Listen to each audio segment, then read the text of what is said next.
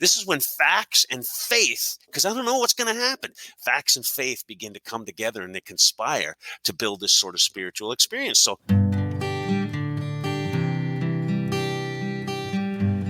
well, hello, friends of Bill W. and other friends. You have landed on Sober Speak. My name is John M. I am an alcoholic, and we are glad you're all here, especially newcomers. Newcomers, that is, both to recovery as a whole and newcomers to this podcast. Sober Speak is a podcast about recovery centered around the 12 steps of Alcoholics Anonymous. My job here on Sober Speak is simple. My job is to provide a platform to the amazing stories of recovery all around us. Consider Sober Speak, if you will, your meeting between meetings.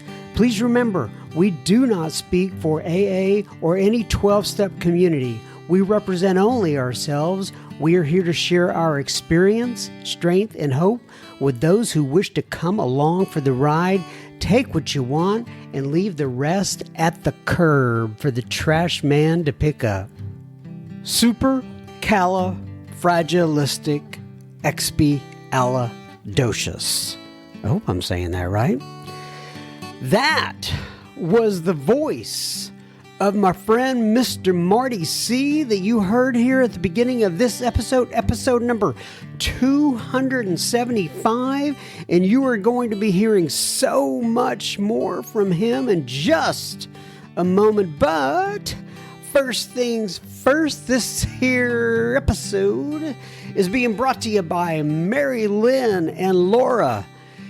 What, you may ask, did Mary Lynn and Laura do? Well, they went to our website, www.soberspeak.com, clicked on that little yellow donate tab, and they made a contribution. So thank you so much, Mary Lynn and Laura, for helping us to keep the virtual lights on. This here episode is coming right out to you'ns.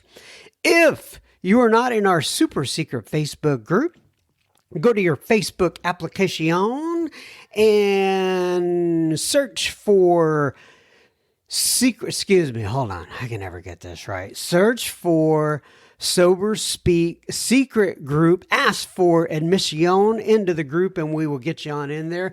If you're not following us on Instagram, well, it's a crying shame. Go out to Instagram and it is at Sober Speak, all one word. And we would love to have you following us out on that particular platform. I don't know what I'm saying. Anyway.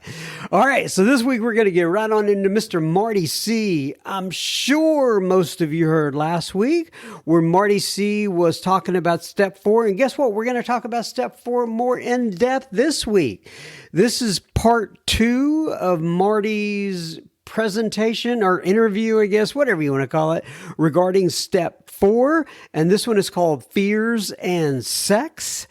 This is a follow-up to finish out the mechanics of the 4-step from that previous episode. Marty refers to himself as a walking conundrum, which I like.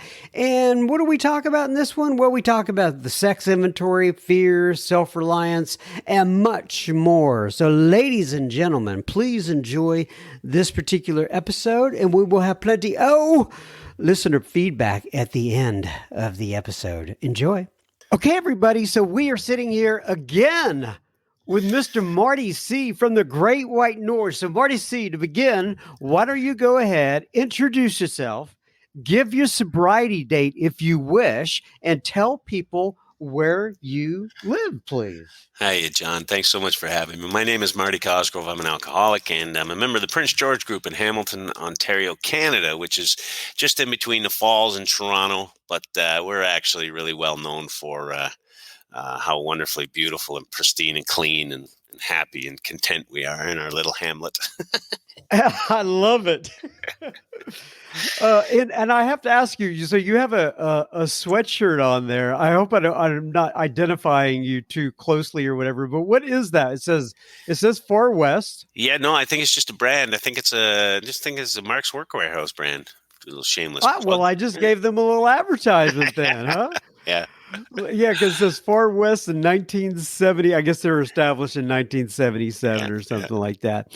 And one thing I do want to ask you before we get started, I know you're a huge hockey fan. Mm. Now, I don't know exactly when this is going to be released, but I know you're a what you call my Sharkies. Yeah, My yeah, Sharkies. my How are Sharkies. your Sharkies doing so far? And by the way, for I those don't who want don't know, they're in San Jose. yeah. And how is it you came to root for a San Jose team living up there in Canada again? Well, in answer to your first question, how they're doing, I don't even want to talk about that. So let's go back. Okay, sorry about that. Well, But I well, will. let's hope. I'm a huge hockey fan, and so what happened was we have this little guy in from Brantford, Ontario, which is just down the road from my house, named Wayne Gretzky, who became a bit of a phenom in the sports world.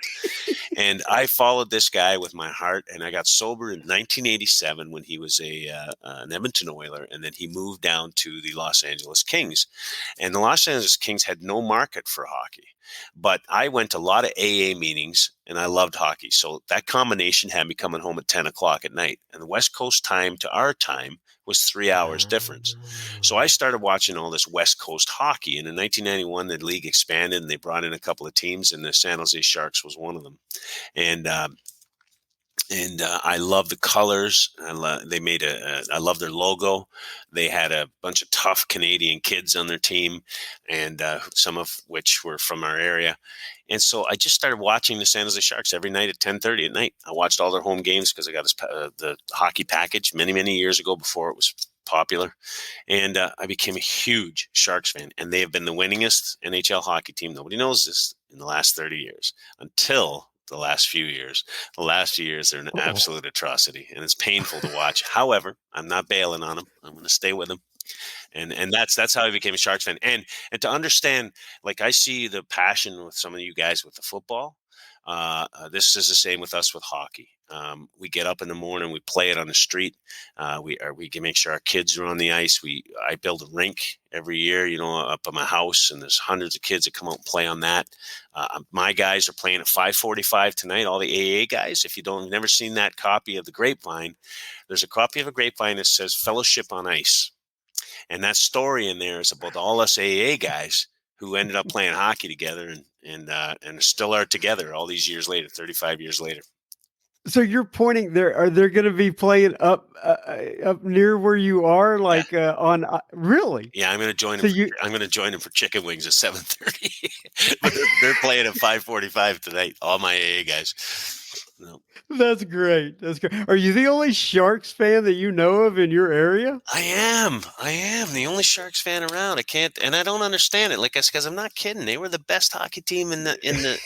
You know, I know you listeners The- can't see this, but there's a big, beautiful shark coming by the screen right now, chewing on a hockey stick. But yeah, I'm the only Shark fan around here.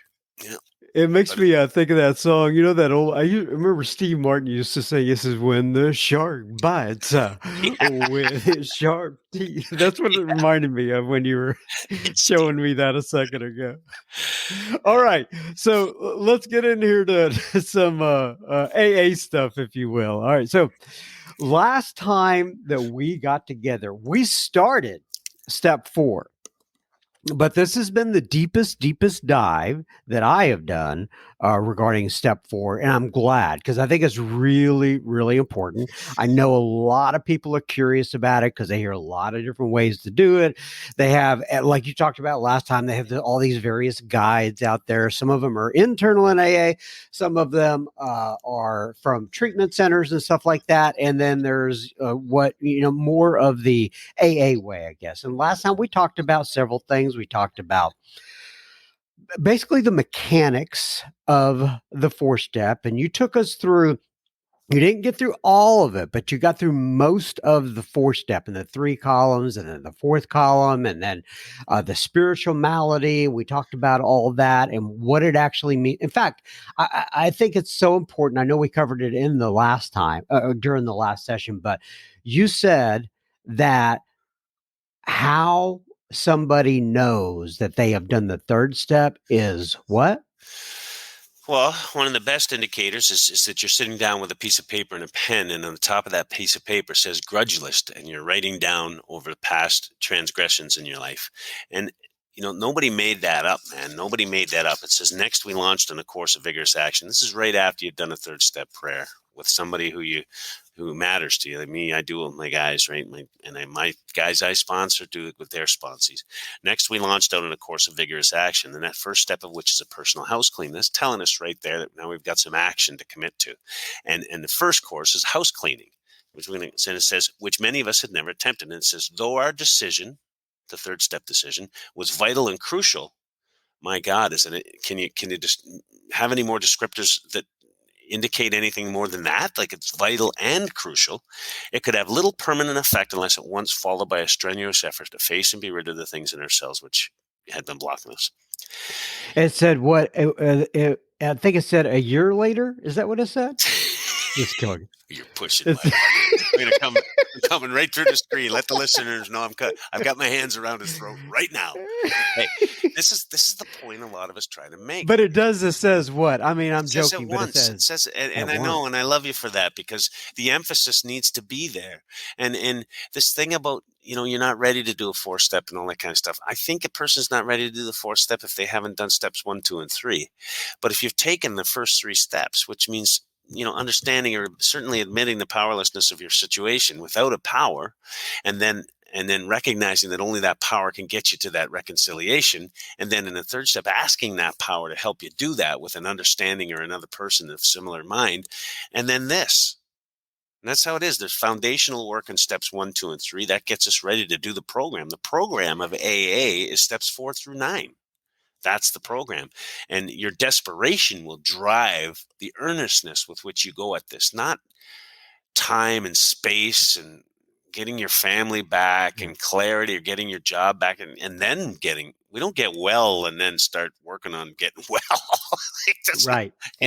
And I will tell you that my sponsor, much like we talked about on the last program, was like, no, we're getting, much like Dr. Bob did. We got going, because I had played around with it in and out for 3 years, and he gave me some deadlines, and he said, have the 4-step done by this time, and then we're going to do the 5th step, and we're going to do everything.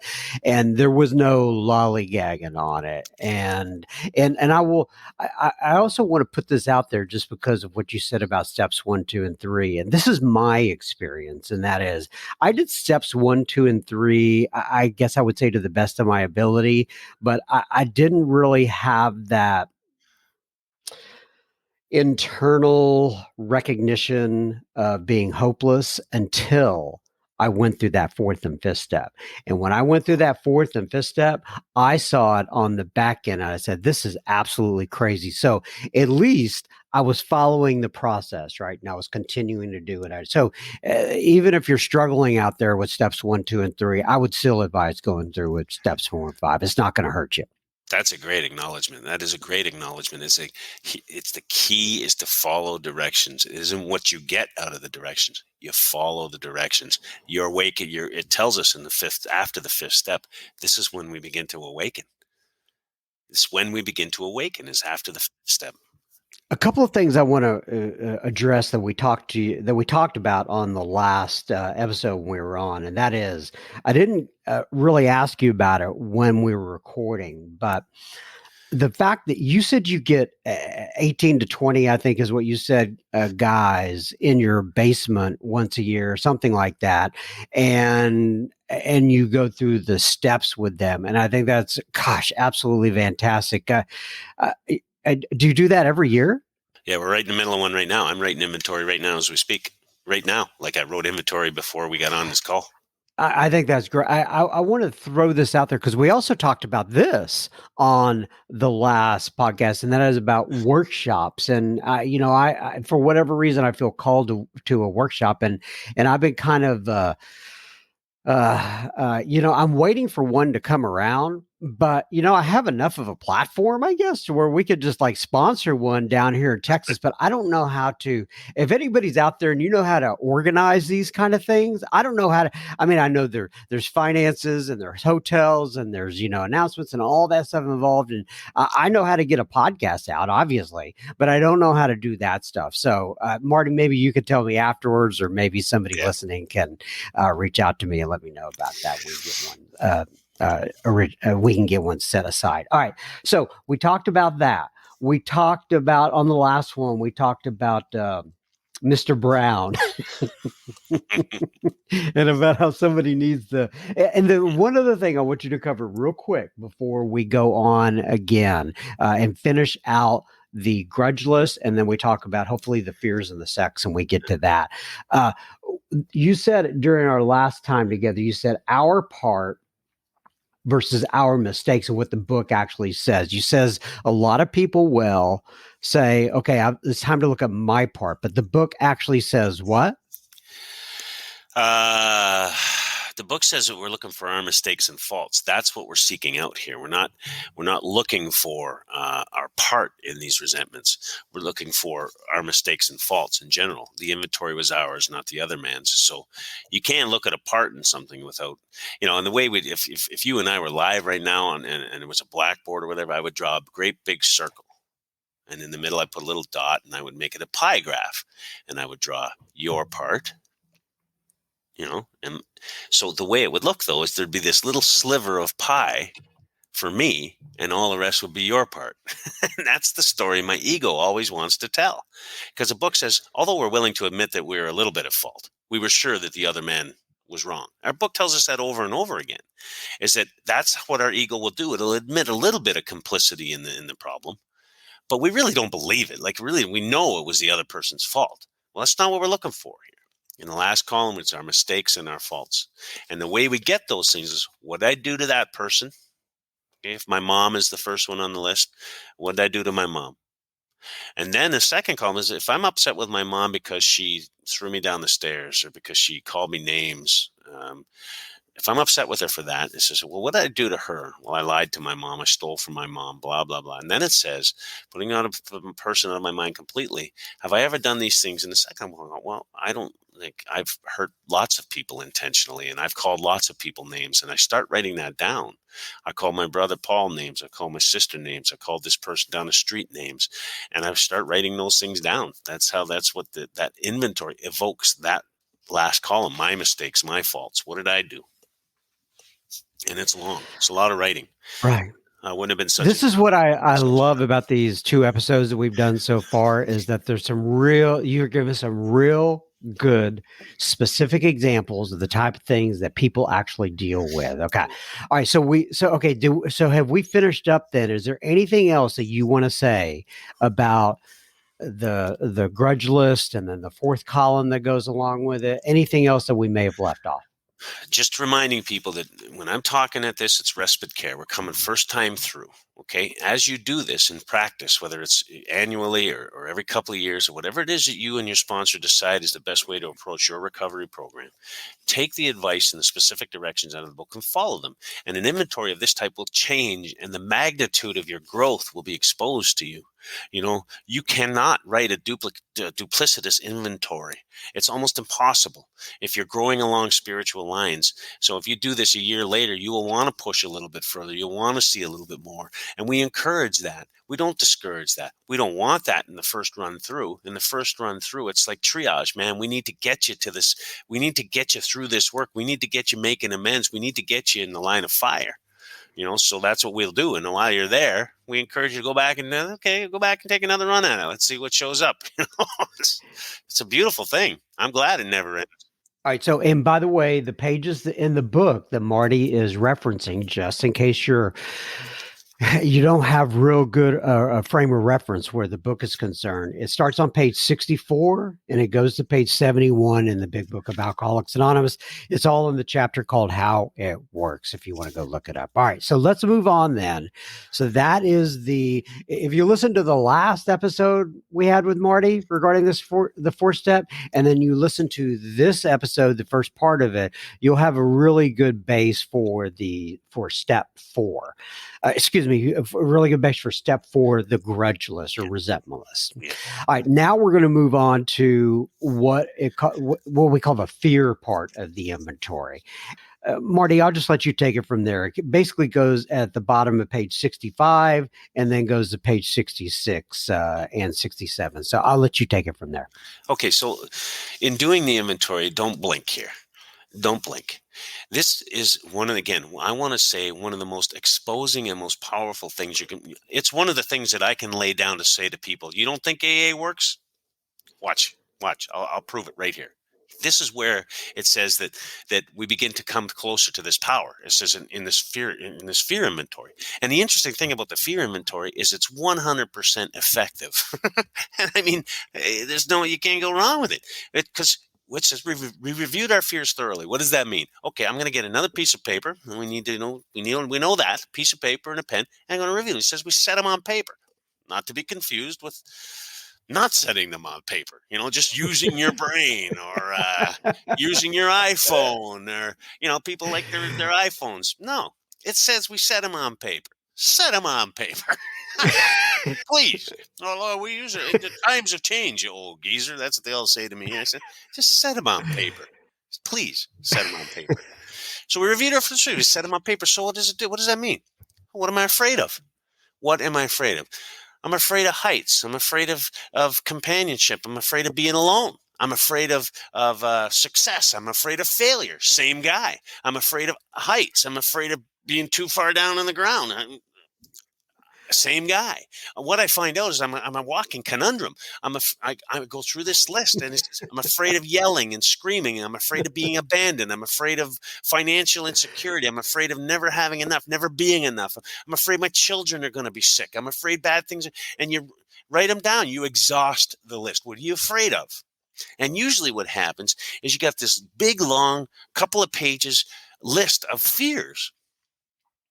That's what it asked us to do. Now the instructions. We asked ourselves why we had them. And when I look at that list and I turn it around and I look at all those fears, why do I have these fears? That's what I'm told to do. Ask myself, why do I have these fears? And then it gives me the answer. It doesn't ask you to go deeply psychological. It doesn't ask you to get all Jungian and Freudian. It doesn't ask you to do that. It gives you the answer. It says, wasn't it because self-reliance failed us? Well, what does that mean? And then it goes on to talk about what about God reliance is. And this is where it says in the 4th step, we're starting to learn that, man, maybe there's something to this thing. This thing I just did in step 3 a couple of days ago is now like this, man, maybe there's something to this. This is when facts and faith begin to come together. The facts, like John, you just said, what you said was powerful, man, when you said, I did it anyway. I didn't feel that firm in my first 3 steps, but I did my 4-step inventory. This is when facts and faith, because I don't know what's going to happen, facts and faith begin to come together and they conspire to build this sort of spiritual experience. So here I am in the fear inventory, and it says we asked ourselves why we had them. Wasn't it because self-reliance failed? A lot of people in my workshops will say, I don't know what that means. I'll say, okay, go back in your life. Go way back. Do you remember learning to ride a bike? Do you remember learning to ride a bicycle? Close your eyes and remember. Okay, now, were you afraid? Well, yes, I was. Are you afraid to ride a bicycle today? No, I am not. Why? Because self-reliance worked. When I asked you to inventory your fears, riding a bike wasn't on there. It wasn't on there. Why? Because self-reliance worked. In these areas that you've put down on paper, self-reliance has failed you utterly. It has failed you. Now, the self-reliance work, that doesn't work, but maybe the guy at a God idea can. And you're just entering the possibility that maybe there's something to this. Now, this is an important piece to recognize, is that my work here in the 4th step inventory fear list is almost complete. There's one more piece to do, but I'm going to read it right out of the book for you so that you know. It says, we're introduced to the side. Perhaps there's a better way. So the self-reliance, maybe there's a better way. And we're going to trust God rather than our finite selves. We're in the role to play the role He assigns. We don't apologize for anybody for depending. All men of faith have courage. They trust their God and they never apologize for God. It says, instead, we let Him demonstrate through us what He can do. Here's the 4-step fear list inventory instructions. We ask Him to remove our fear and direct our attention to what He would have us be. That's the instruction. What does that look like? I've got this list of paper with all of these fears, and I say, Heavenly Father, God of my understanding, whatever God's out there, I don't even know you yet. I have no idea. I don't even know you yet. Please, God, please take these fears. Take these fears for me and direct me into what you would have me be. That's the 4-step inventory, fear inventory instructions. And then it says, and this is what I meant when I'll challenge it. It says, at once we commence to outgrow fear. It doesn't say the fears disappear.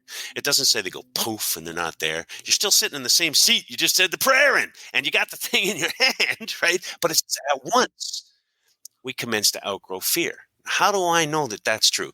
Because only 100% of the time I have asked the guys I work with to duplicate their fear list 3 months later, and it's nowhere near the same. Nowhere Mm. near the same. They can't duplicate it. Now, you believe you're control. You people get an anxiety medication and doctors and all that kind of stuff. I'm not saying none of this stuff's real. I am saying all the treatment you get for this unsettled world we live in. And you put it down on paper. You ask God to remove it, and then I want you to hold that piece of paper up 3 months later, see if it's the same. These fears are owning you. And when these guys, one of my favorite guys of all that I sponsor, Johnny, is a guy's named Kevin. He's an amazing human being who fear dogs his every day. He has no issues with resentment and sex conduct. It's fear that eats his lunch. And I say to him, I beg of him, please take these things to this God. And he has. And he has commenced to outgrow fear. He becomes bigger than the fear. He outgrows it. It doesn't disappear.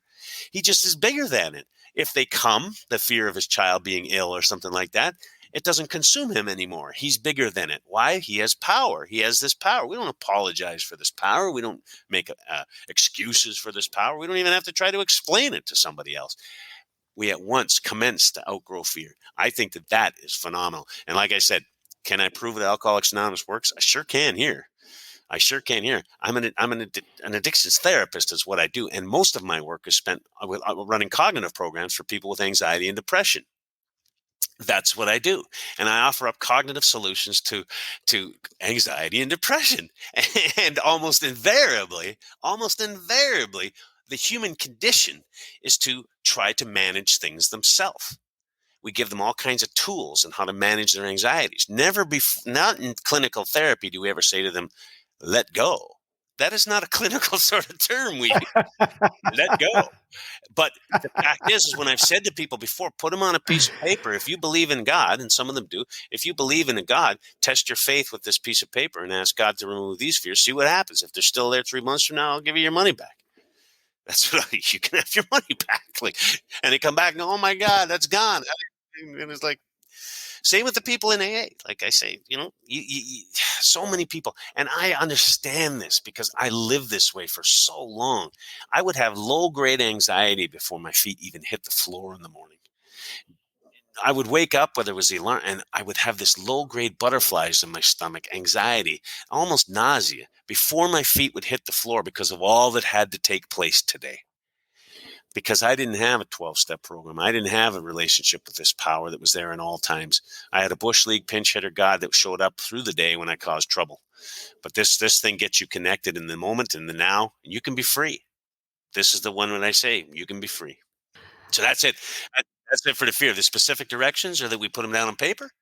We ask God why we had them, and then we ask God to remove them. Those are the specific instructions around fears. And then you move on to the next piece. You don't hang around there and wait for anything to happen. You just keep going. All right. So then, and it's always kind of a joke, I guess, with I think it actually starts on page 68. I'm not looking at it right now, but the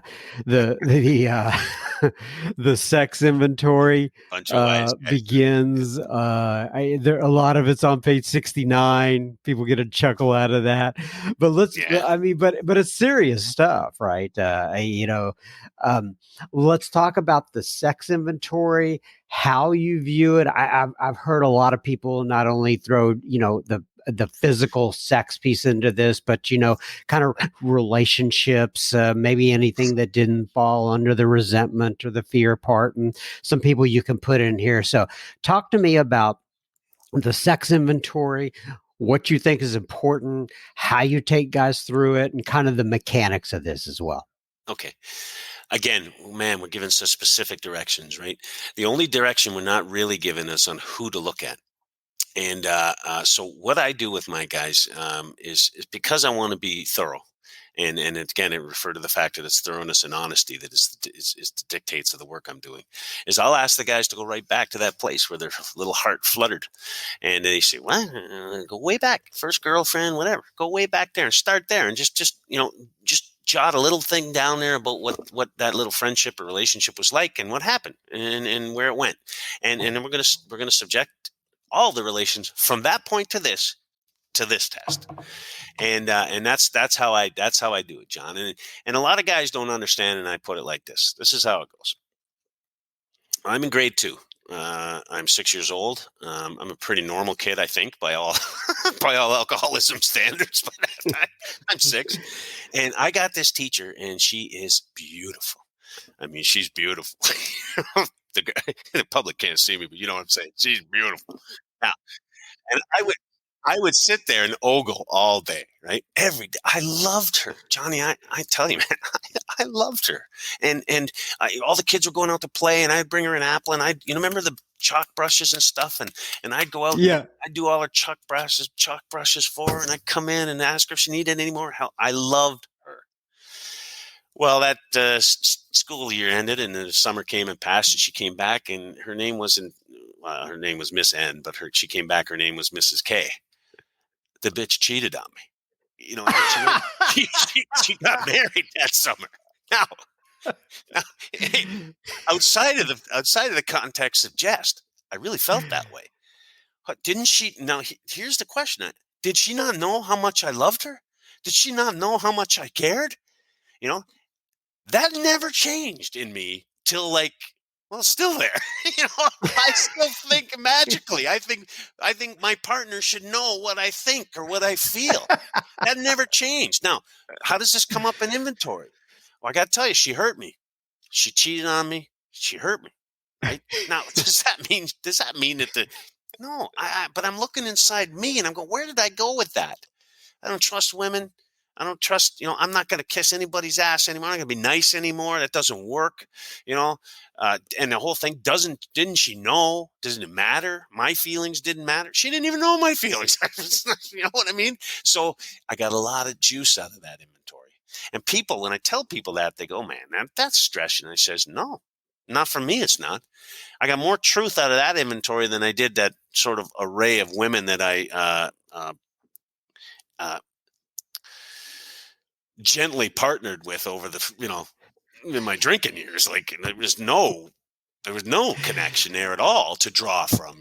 This I remember being exposed as a 6-year-old boy in my sex conduct. And it wasn't sexual, but it was like this relationship thing, this heart thing. So that's what I'm interested in when I'm working with my guys.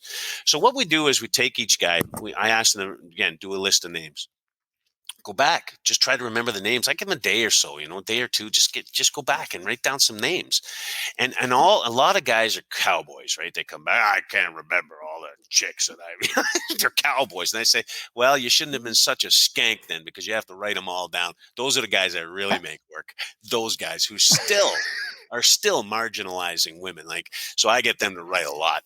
And in your inventory, I mean, a lot of people think the resentment's got a lot of context to it and a lot of content, but this is the one you'll be doing most writing. This is the place you'll do most writing. So you put these names down, and then it goes like this. Look at this. We're gonna look at these relationships this way.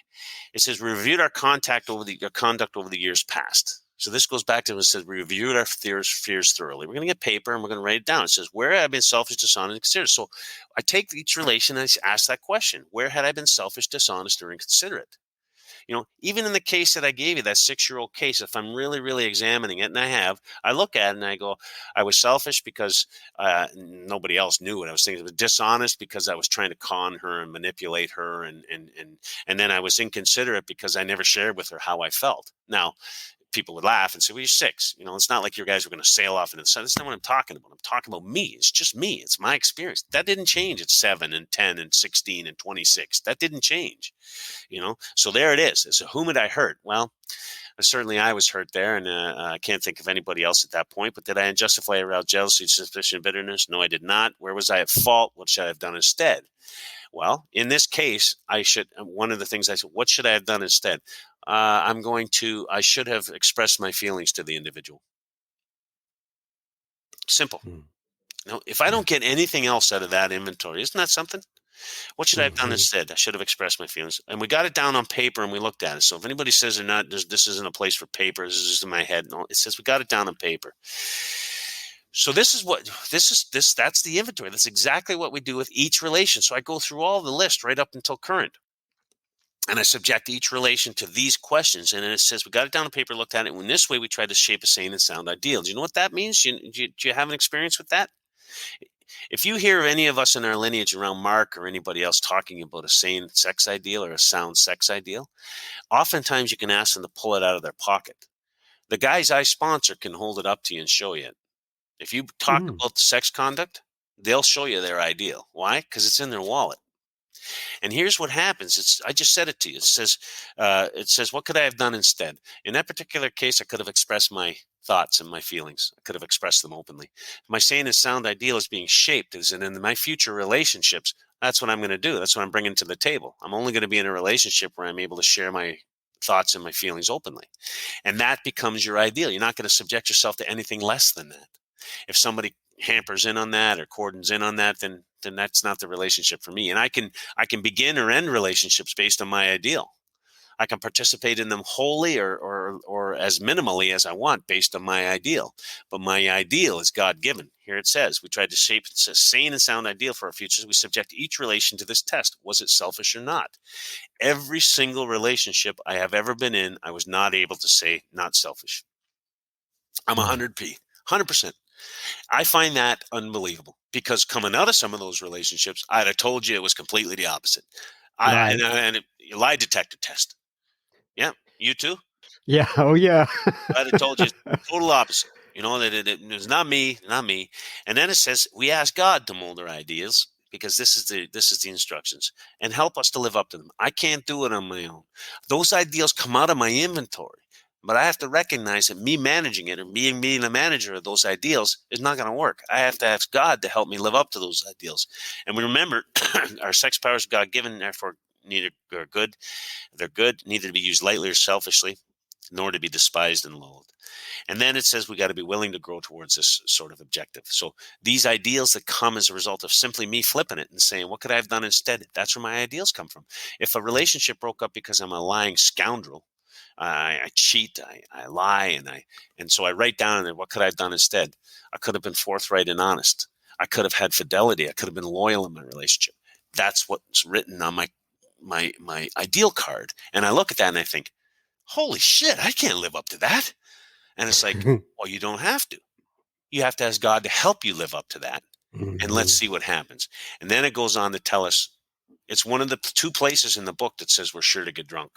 If we don't change our ways in this regard, and we're not sorry for the way we behave, and then we're behaving like scoundrels, and we're not sorry, here we're sure to get drunk. And it says we're not just making that stuff up. That's born out of experience.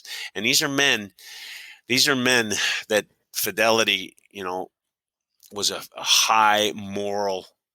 Um, there was a high moral sort of slap for that, and you didn't do that. If you were a cheat, man, it was bad news.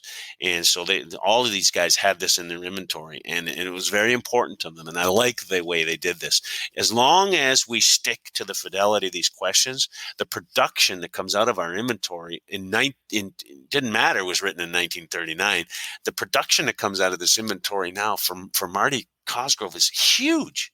It's huge, huge. I've only done 25 or 30 inventories, uh, and they're getting better because they're worse.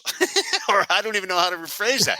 They're worse because I'm getting better at it. Do you understand what I'm saying? Like my Yeah. scrutiny, and I love my life. I still love life. I'm still involved in, but my scrutiny feels divine. It's not my own moral code or something that I'm going at it with, and I get a pass on stuff. My scrutiny seems more has more divinity to it. When it's asked earlier, it says when I just ask God what God would have me be. When I in the fear inventory, I'm asking God, show me what you would have me be. I almost think that there's a lean in here because my area of life around this area, my sex conduct, is very selfish. And I think it's my life. Sure, I won't cheat on my wife, but everything else is up for debate. Flirtatiousness and game playing. And 4 years ago, 5 years ago, my wife said to me, why do you always got to ask the waitress's name when it's a female? I said, what? we're sitting out for dinner, and the waitress comes up, and you're like, "Oh, hey, what's your name?" She said, "You never do that with male waiters. You Mm. never do that." And I thought, "Oh my God, did we unjustifiably arouse jealousy, bitterness, or suspicion? That's never showed up. We've been together for 30 years. That's never showed up. How did that not show up?" You know? So, I learn more. I do more. I learn more. And from this inventory, now when we get to that the last part of that sex conduct with my brothers, especially, I say to them, I will open up in a fifth step when I'm talking about a fifth step. I will open it up very quickly and ask them if there's anything that they're going to keep back from me. But at the end of this inventory, at the end of this sex inventory, I ask them to put down anything they think belongs there. And that's when a lot of guys these days will talk to me about internet porn and marginalizing women. Their names, like there'll be, if there was hookers or all that kind of stuff, that stuff comes up. Like that stuff comes up in their inventory, but uh, there are conversations that often need to come out of this because underneath all of that, I got 4 daughters. I have 4 daughters. God has a sense of humor. You know, I have 4 daughters, and I say to these guys, those girls on the stage and those girls down on Barton Street in Hamilton, which is an area where a lot of drug users are down there hooking, and those are somebody's kids, man. And if you're not down there to help, then you're going in complete contradiction to the life that you've chosen, and then you're not going to fare well here. It's just not going to go well. You can keep doing it if you like, it's just not going to go well. But that's where I try to get the conversation going about the pornography and about the, sex for service or hire or that kind of stuff. And there's so many things out there right now, John. I got a young guy just explained to me a couple of years ago what swipe right means, and he just, who knew? Who knew you could just open up an Apple iPhone and just swipe right and you got a date for that night? Remember the days where we had to get up the courage to ask somebody out? Right. Puke, almost puke. Like have to get a few stiff drinks in us to go, and now you just like got to swipe right. Crazy stuff. These are different I times. didn't know that. I'm gonna have to do a little research there. I'm just kidding. All the young guys teach me all my corruption.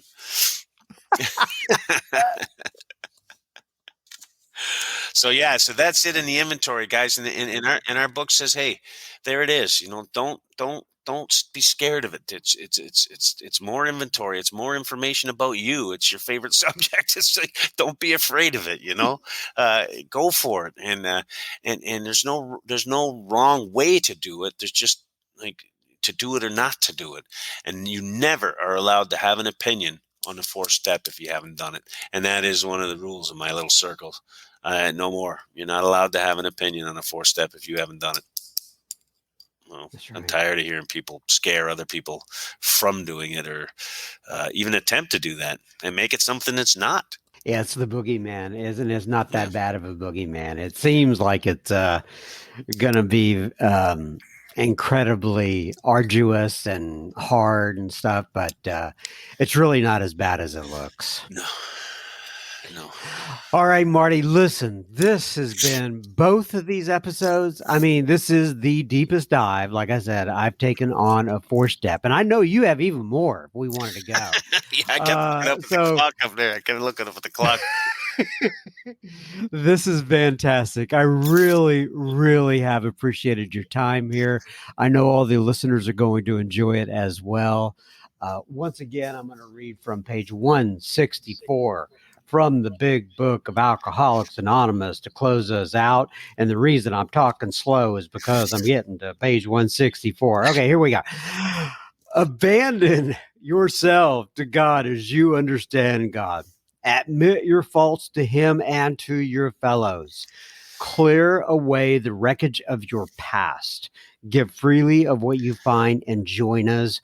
We shall be with you in the fellowship of the Spirit, and you'll surely meet some of us, like me and Marty C., as you trudge the road of happy destiny. May God bless you and keep you until then. As always, we do not want you sharing your gossip, but we would love for you to pause your device and share that episode with a friend or family member. It may be just what they need today. Thank you again, Mr. Marty C. I really, really enjoy spending time together with you. And I'm sure the Sober Speak listeners are going to get a lot out of the last, not only that episode, but the one before this and all your other episodes that you have been on Sober Speak. Appreciate you. Laura writes in, and Laura says, "Hi, John. I would like to join the secret Facebook group. What do I do? Love you and your program, so stay so different and funny, Laura G."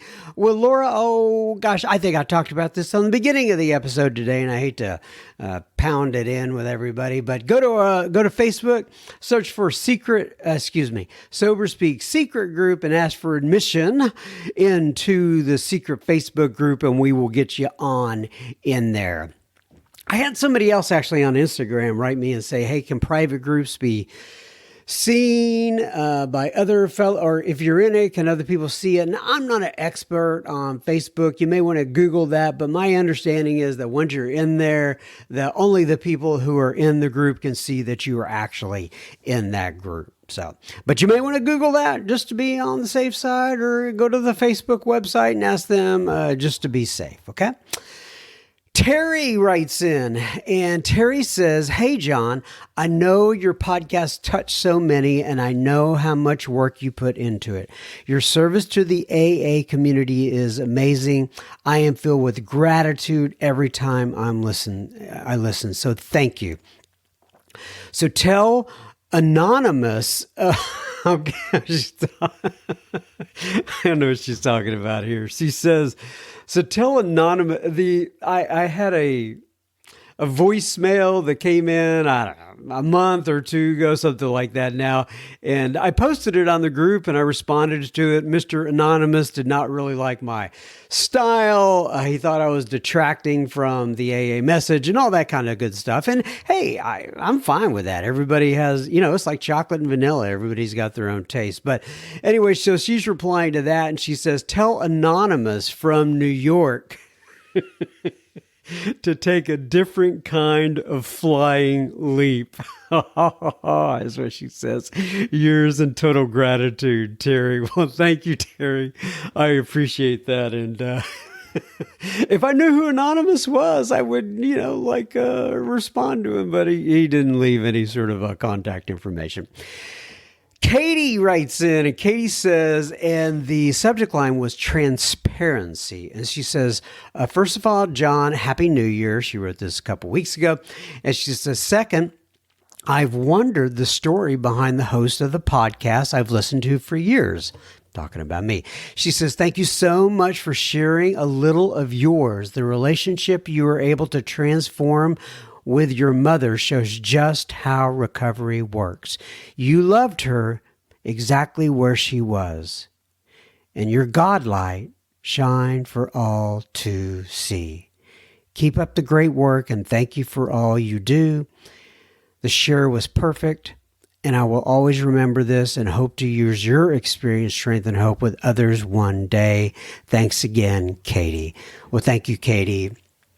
Just in case you're listening to this and you don't know what she's talking about, I published basically my share, or part of it at least, back at the end of December. And Katie, I appreciate you writing in and saying those things. Wes writes in, and Wes says, hi, John. Thank you for your service. I was in the program for about 8 months.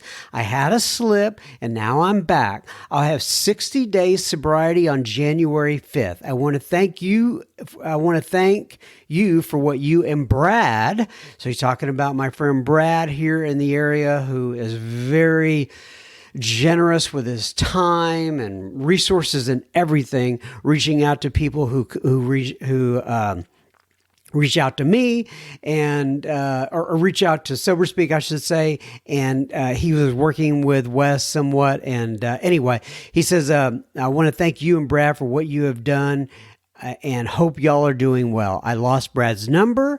If you could at least let him know that I had appreciated and what he had done. I have a sponsor, and I plan to keep this life going. Thanks again, Wes.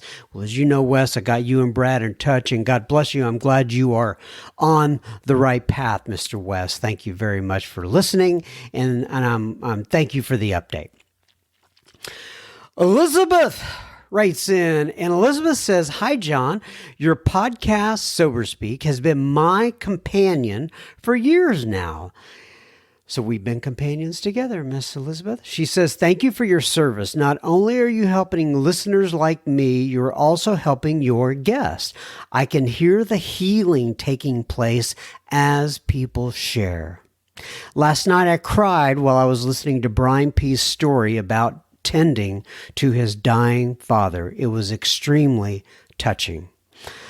I'm an Al-Anon, and I recommend your podcast to all of my 12-step friends. In a recent episode, recent to me as I listened to your shows out of order, you responded to a disgruntled voicemail. Oh, so she's talking about the same voicemail that Terry was talking about just a second ago.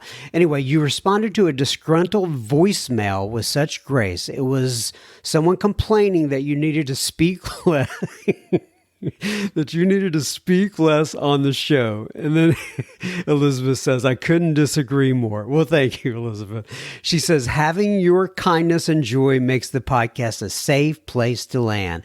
It's like having coffee with a recovered friend. That's interesting, Elizabeth, because a lot of times that you say that, because a lot of times when I'm starting out an interview with somebody, they're asking, what are we going to do here, right? If they've never, sometimes they've never listened to the podcast, they don't know exactly what's going on in an interview format and all that kind of stuff. And so they say, what are we going to do here? And I said, just look at it this way. We're just sitting down, we're having a cup of coffee, Starbucks, Dunkin' Donuts, wherever we're having a cup of coffee. And, I'm just asking you about your story. That's all it is. So it's interesting that you say it like that, Elizabeth, but thank you. She says, please keep doing what you're doing. This is God's work. And then she says, you mentioned that you would be willing to help the grumpy goose start his own podcast. That was great. Wishing you all the best, Elizabeth B. Grumpy goose. I don't think I've ever quite heard that one before, but I like it. I like it a lot, Elizabeth B. Thank you for writing in. All right, everybody. That is a wrap on another episode. This here, episode number 275 of Sober Speak. I take this 1 week at a time. I hope to be back next week, but you never know. If not, if this is my last episode, I love you guys. Thanks for listening all this time. But I doubt it'll be my last episode. So what do I always say at the end? Keep coming back. It works if you work. And may God bless you and keep you until then. Much love, peace, and have a safe and sober day wherever you are. Love you.